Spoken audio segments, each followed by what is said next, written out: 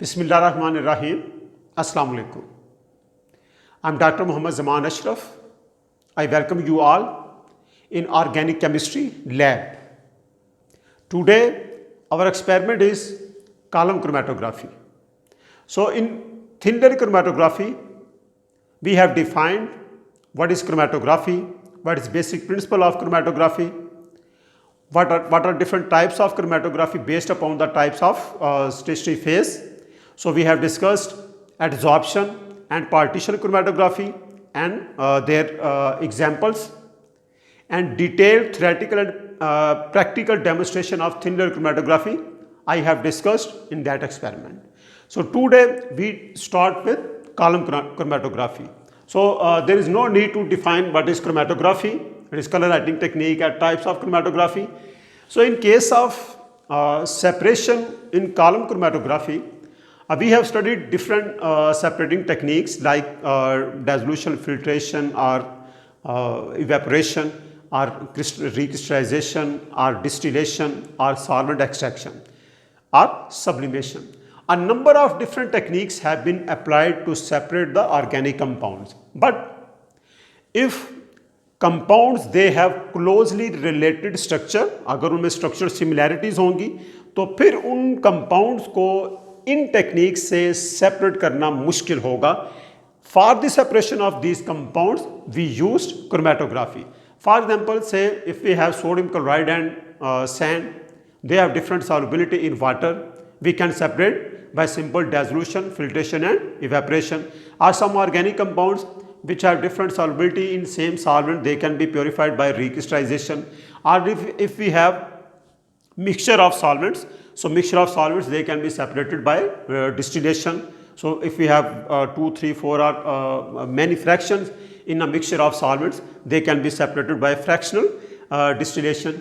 So chromatography actually is based upon the separation of components of the mixture which have comparable even structure. So in case of thin layer chromatography, we apply the stationary phase on a plate, glass plate or aluminium plate. But in case of column chromatography, our stationary phase, which is adsorbent, is taken in a glass column.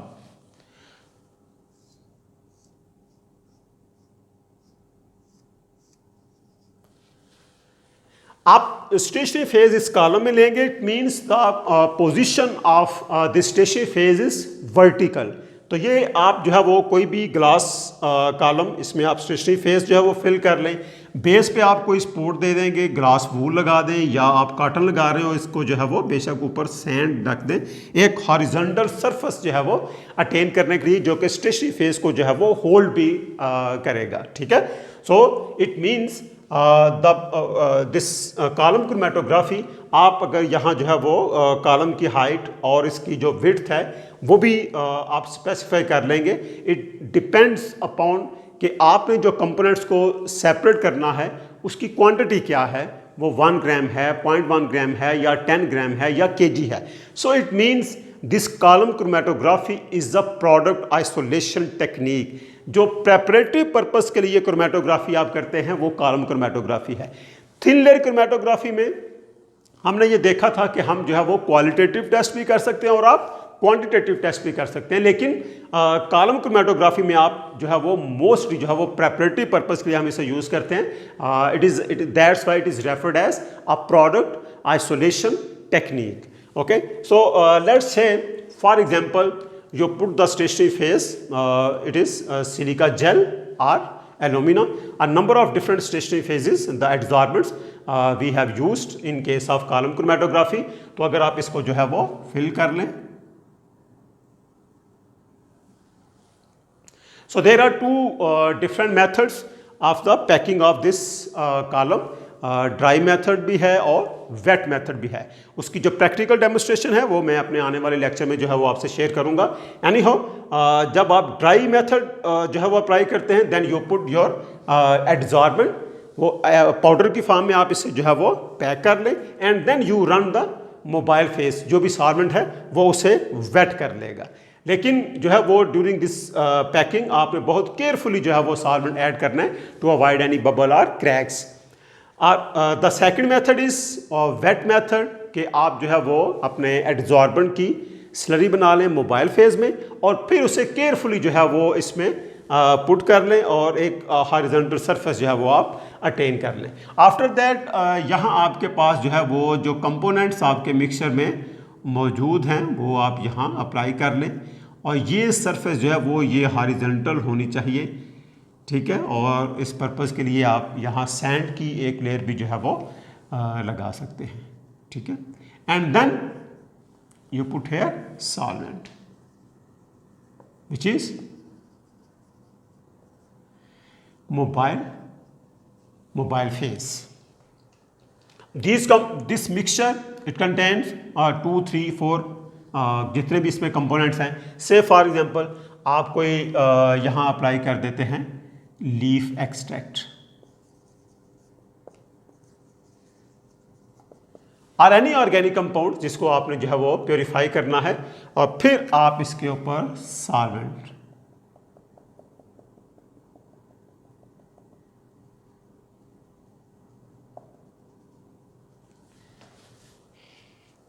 So when this solvent it moves on the stationary phase on the adsorbent, then अब यहाँ जो components हैं we know that they are selectively adsorbed and selectively dissolved.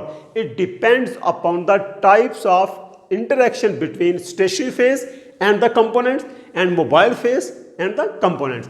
अगर कोई आपके पास यहाँ जो components हैं वो बहुत ज़्यादा पोलर होंगे, जैसे किसी में कार्बोक्सिक एसिड फंक्शनल ग्रुप है या हाइड्रोक्सिल फंक्शनल ग्रुप है, तो यहाँ वो कंपोनेंट्स जो है वो स्टेशनरी फेज के साथ स्ट्रांगली बाइंड होंगे और उनकी मूवमेंट जो है वो स्लो होगी। और कंपैरेटिवली अगर कोई लेस पोलर कंपाउंड उसमें मौजूद है तो पहले वो यहाँ इस मोबाइल फेज के साथ फ्लो करेगा। Suppose after some time when solvent moves then we have a band here.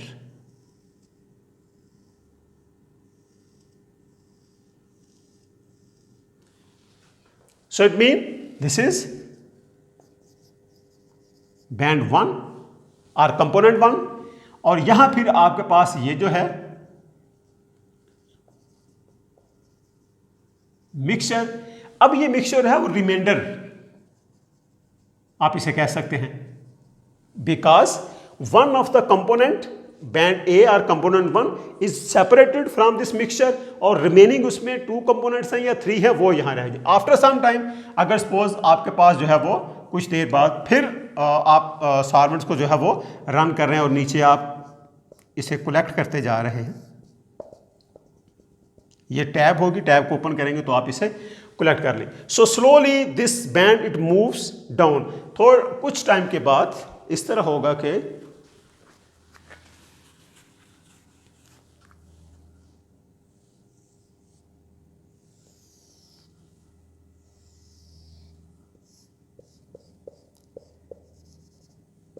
then you have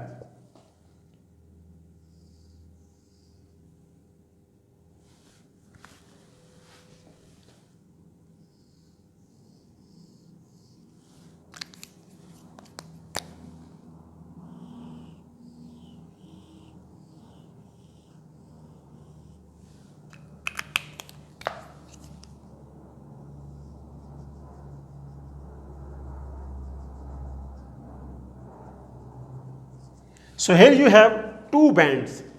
This is band 1 same because when solvent moves तो सबसे पहले ये बैंड आ रहा था, this is band 1 and it is band 2. So it means this compound is more polar as compared to this one. It has stronger binding interaction with the stationary phase as compared to compound 1, component 1 or band 1. और इसमें फिर जो है वो आपके पास ये जो है ये उसी तरह रिमाइंडर मिक्सचर। रिमाइंडर मिक्सचर में वो कंपोनेंट्स होंगे जो हाईली पोलर हैं, जिनकी इंटरेक्शन स्टेशनरी फेज के साथ बहुत स्ट्रॉन्गर हैं, जो अभी मूव नहीं की। आफ्टर सम टाइम आप देखेंगे कि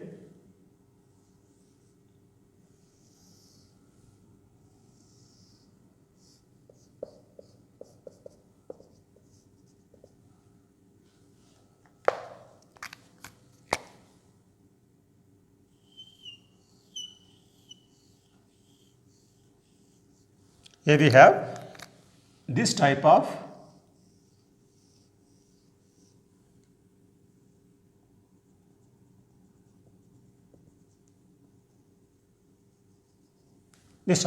it means your band 1 is collected, इसको आपने सेपरेट कर लिया, ये बैंड 1 था और ये जो है ये बैंड 2 है, and this one is band 3, component 3. So one by one all the components which are present in this mixture they are separated and they are collected in the collection flask. जो भी आपने जो है वो आप यहाँ conical flask रख रहे हैं या आप यहाँ टेस्ट ट्यूब रख रहे हैं, उनको आप यहाँ कलेक्ट कर सकते हैं. और अगेन इसमें वो कंपोनेंट्स होंगे which can not be separated. So just look at this separation. अगर हम इसको जो है वो कंपेयर करें थिन लेयर क्रोमेटोग्राफी के साथ, तो वहाँ हम इसको डेवलपमेंट ऑफ द क्रोमेटोग्राम कहते थे. और जो सेपरेटेड जिसपे जो है वो इस तरह हमारे पास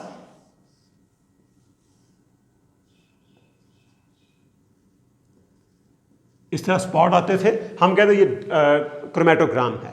और जब आप इसे फ्लो सॉल्वेंट मूव करवा के सेपरेट करवा रहे थे, then it is referred as development of chromatogram. So on same basis we call this is development of chromatogram, और ये आपके पास क्रोमेटोग्राम है. इन कॉलम क्रोमेटोग्राफी आप जो टर्म्स यूज करते हैं यहाँ आप इल्यूजन और इल्यूएंट का वर्ड जो है वो यूज करते हैं. दिस सॉल्वेंट मिक्सचर जो आपने मे बी वन सॉल्वेंट और मोर देन वन सॉल्वेंट्स जो आपने मिक्सचर लिया है, इट इज रेफर्ड एज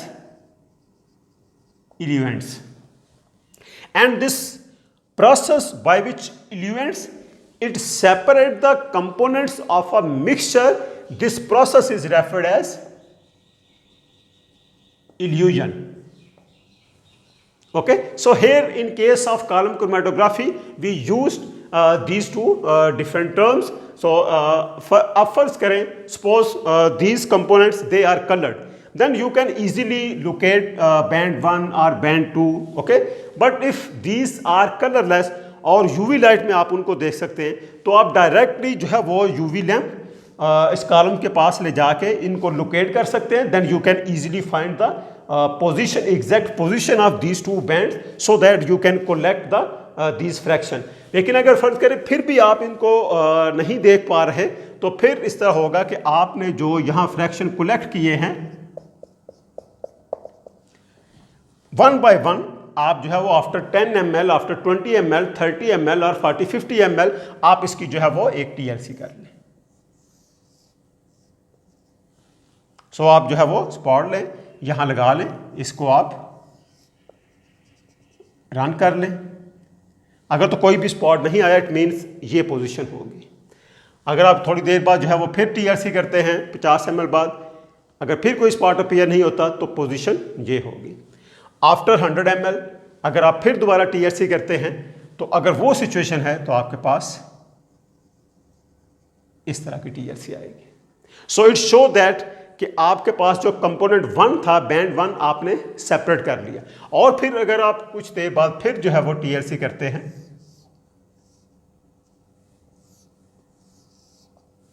तो फिर सारे स्पॉट जो है वो डिसअपियर होंगे. It means all this fraction it is separated. Now this band time come to for to collect this band.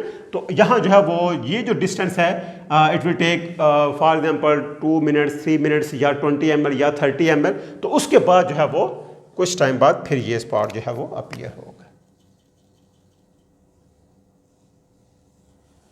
So in this way, one by one you can separate compound 1, 2 and 3 by performing this column chromatography. जब आप column chromatography कर रहे हो, packing of the column is very important because अगर आपने जो है वो ड्राई पैकिंग की है, तो आप सिलिका जेल या alumina which are used as a stationary phase और adsorbent in case of column chromatography, आप उससे जो है वो कॉलम को पैक कर लेते हैं. जब आप पैक करते हैं तो उसके बाद आप अगर ड्राई मेथड से पैकिंग कर रहे हैं, आप सॉल्वेंट रन करते हैं. जैसे ही आप सॉल्वेंट रन करते हैं, देन आपने इस बात का ख्याल रखना है कि वहाँ कोई भी एयर बबल उसमें प्रोड्यूस ना हो. फर्ज करें अगर आपने जो है वो पैकिंग की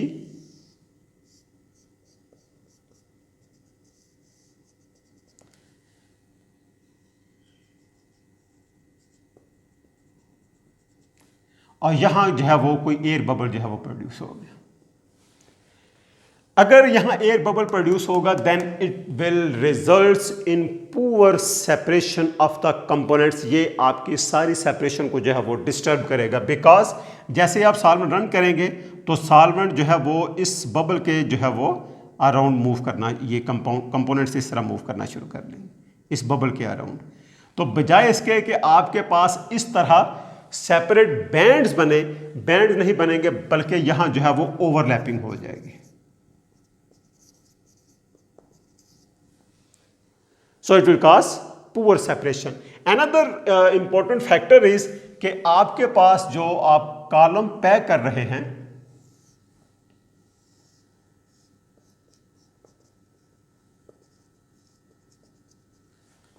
another very important thing कि आप जब कॉलम पैक करें इधर बाय ड्राई मेथड्स और by weight methods, that column it must be free from cracks. उस कॉलम में जो है वो क्रैक ना हो। अगर उस कॉलम में सपोज आपने जो है वो यहाँ सिलिका जेल या एल्यूमिना से इस कॉलम को फिल कर लिया, जैसे आप सॉल्वेंट रन करते हैं यहाँ जो है वो इस तरह एक क्रैक जो है वो प्रोड्यूस हो गया। ये जो क्रैक है इट प्रोड्यूस सम स्पेस, और यहाँ कोई क्रैक है दे प्रोड्यूस सम स्पेस। तो जैसे ही आप ऊपर से सॉल्वेंट जो है वो रन करेंगे इन कंपोनेंट्स को सेपरेट करने के लिए, तो यहाँ इस क्रैक से जैसे वो सॉल्वेंट नीचे मूव करता है यहाँ आएगा तो कंपोनेंट जो है वो इस तरह मिक्स हो जाएंगे। So it means presence of air bubble और presence of cracks, there results in poor separation and overlapping of the bands. आपके पास इस तरह सेपरेट बैंड्स नहीं होंगे, आपके पास जो है वो ये मिक्स बैंड जो है वो मिक्स हो जाएंगे। Then your experiment it will gives poor results. Another thing, अभी मैंने शुरू में कहा कि आपकी जो कॉलम की पोजीशन है ये वर्टिकल होनी चाहिए और ये जो सरफेस है वो हॉरिजॉन्टल होनी चाहिए। अगर फर्ज करें आपके ये कॉलम की जो पोजीशन है इंस्टेड ऑफ वर्टिकल कुछ जो है वो टिल्टेड है, ड्यूरिंग एक्सपेरिमेंट आपने इस बात का ख्याल रखना है कि